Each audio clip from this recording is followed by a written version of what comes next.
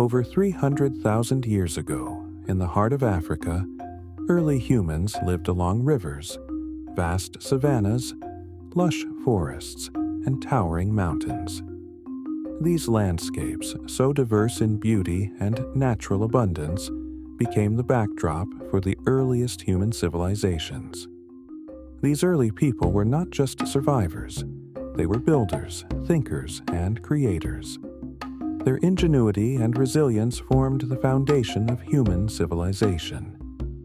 Africa, rich in resources, culture, and history, holds the title of the Cradle of Humanity, where the story of us all began. As time moved forward, these ancient people evolved, and so did their communities. It was here, in Africa, that the first organized societies and kingdoms arose. The fertile lands of the Nile River gave birth to one of the greatest civilizations of all time, ancient Egypt. But Africa was not limited to just Egypt. Kingdoms like the Mande Empire, Axum, Great Zimbabwe, Mali, and Congo flourished, becoming great centers of culture, trade, and innovation. These kingdoms were not only the economic powerhouses of their time, but they also became the intellectual and artistic beacons of the ancient world. They were the first to establish complex systems of writing, governance, sciences, and art that would later influence the entire world. In Africa, it wasn't just physical strength that defined its people, but their intellectual prowess as well.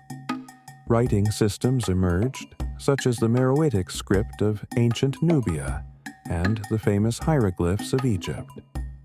However, it is essential to highlight that the people of Egypt referred to their civilization as Kemet, or Kama, and their writing system was called Medu Neter, which translates to sacred writings or the word of the Creator. These systems of communication allowed ideas to be preserved and passed down through generations. The intellectual legacy of Africa influenced the world in many ways. Mathematics, astronomy, medicine, and engineering all had their roots in Africa, and great centers of learning emerged from cities like Memphis. Memphis, the first capital of unified Kemet, was a major administrative and intellectual hub. The city was home to the House of Life, Per Ankh, which served as a library, university, and center for the copying of sacred texts. Thebes, modern-day Luxor, also became a cultural and religious center, particularly during the New Kingdom. It housed important libraries in its temples, such as the one belonging to Ramses II, known as the Ramessu Library. Alexandria, although founded at the end of the Pharaonic period by Alexander the Great, became the greatest center of learning in the ancient world. The Library of Alexandria, with its extensive collections, and the Mouseion, was a university before its time, attracting scholars from far and wide. Abydos was another major religious center where scribes and priests studied and copied sacred texts, including the Book of the Dead. Sais, located in the Nile Delta, was renowned for its medical school and House of Life, which attracted students from across the Mediterranean world. In these cities, knowledge was preserved and transmitted through scribal schools, temple libraries, and administrative archives. Fields of study included medicine, astronomy, mathematics, architecture, geometry, theology, and, of course, the sacred art of Medu Neter writing.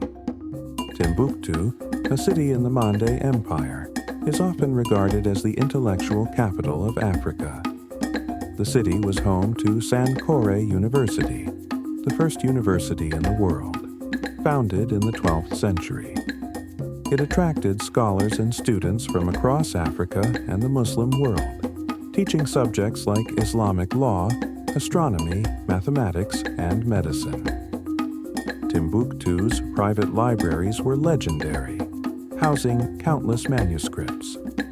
Gao, another city in the Songhai Empire, was also an important center of Islamic studies and encouraged the establishment of schools and libraries. Great Zimbabwe, the center of the Zimbabwean Empire, was renowned for its knowledge of architecture, metallurgy, and trade. Axum, in Ethiopia, was an important center of African Christianity, where religious scholarship thrived, and manuscripts were carefully preserved.